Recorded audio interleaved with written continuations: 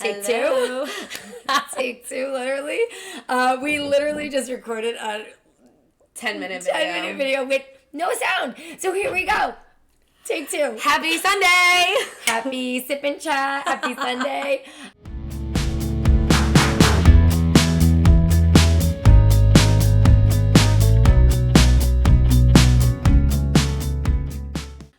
Cheers. Cheers. We're coming to you at Colleen's house today. Totally We are. different We changed it location. But only because I was like, I needed the details. I needed the tea on this Disney trip my girl took for her birthday. We had the most magical trip, and magic is like the word to use for it. It was just absolutely incredible. Everyone was so happy around us. Everyone was just having good vibes. And I've only been to Disney as an adult, which is amazing. Epcot, must see as an adult. Never been. Oh Never my God. been. Drinking and eating around Epcot is just A+. And we were there for the Food and Wine Fest, so it made it like even better. But there's just something, and it sounds so cliche, but there's something so magical about being in Disney.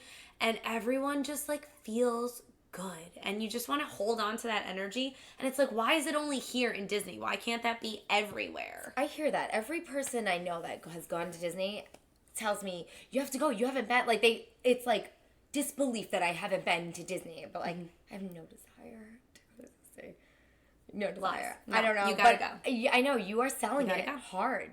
Yeah. You're selling it hard. You All have to right. be I there. might have to go. As an adult. Yeah. Yeah. And like the rides are fun. Don't get me wrong. We went on some of the new rides. Amazing. But like the experience, it's just a instant like joy as soon as you're there. And it's just something to hold on to. And it's something that I hold on to, and that kind of joy I pull into my classroom too. Because it's magic. Yeah. And happiness. And like there was a quote that you told me recently. Yes, and I About love it laughter. because I feel like I always laugh with you, Mm-hmm. and I also feel like as like obviously as teachers we fell in love because we both have the same passion and we want to make everything fun and silly but in our personal life, I love Gary and I think fell in love with you and Jake more because every time we're with you, it's like let's play a game. It's game night, like family game night, and so we shared that little bit of magic in our own homes with each other. So yeah, I agree. We have to add a little bit of magic into the classroom. And I mean, I teach kindergarten. It's the best place on earth. It is. Besides Disney. But I mean, Disney's pretty amazing though. So it's literally so much fun to be in a kindergarten classroom. You never know what they're going to say. You never know what they're going to do. It can be a little scary sometimes, but usually it's very magical and it's a great place. And so I also try to add a little bit of like the silliness and the magic. And there was a quote you told me. It was like, 6-year-olds laugh like 300 times a day, and the average adult laughs like 50 times a day. So be 6 again and laugh more. And yeah. because if you can't laugh at work, you're doing it wrong. You have to find time. There's to like, always something. you gotta to laugh. About. You gotta, the nonsense that they do when they just pull something out of thin air, and you're like, "What did you just say to me?" You have to laugh at it. We made the choice, right? To spend our days with children versus like a cubicle 9 to 5. Like we made this choice, and you got to make the most out of it. You have to laugh. You have to make it fun. You have to make it magical. You got to bring the magic. And it can be something simple. It could be something extravagant. It could be within your classroom. It could be a building-wide thing. But you have to add the magic, and that's something that is really important to us. We like to make 100%. Those magical moments for our kids.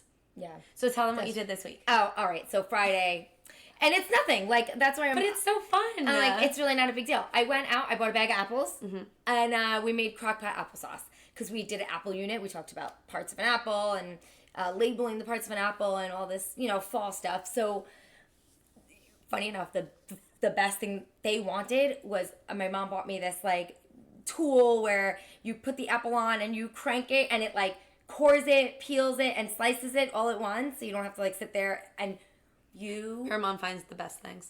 She's great. You would have thought like I brought in like a robot, literally, and I was like cranking out these apples, and they were like, "Oh my god, that's so cool!" Like, and it's really cool. I don't have to sit here and peel it by hand and then dice it. Like it's awesome. If you make apple pies, it's like the best ever tool. But they thought it was better than sliced bread. And what a stupid, I hate that saying. It's better than sliced bread. I don't even know what that means, but I say it all the time. Sliced bread is great. You wouldn't want a whole loaf. What are you going to do? It's It's going to be uneven every time. And then they wanted the skin because the skin looked like noodles. You know, they were like spiralized. So I was like throwing out like skin spaghetti. It was magical. Yeah. They were like, yeah, but they love it. awesome. But you created like a core memory for them for kindergarten. It was fun. And that's what's important. And it could be something as simple as buying like a $10 bag of apples. Not even. It could be something big like doing a whole room transformation. I love doing room transformation. The queen of transformations. Love doing them. And even though they're a lot of effort, a lot of work, a lot of money sometimes, they are worth it because it just creates that, oh my God, like factor for the kids, and I live for that. And then we realize they're learning. No, they don't. Right? I'm like, you're doing a math review for me, so this is perfect.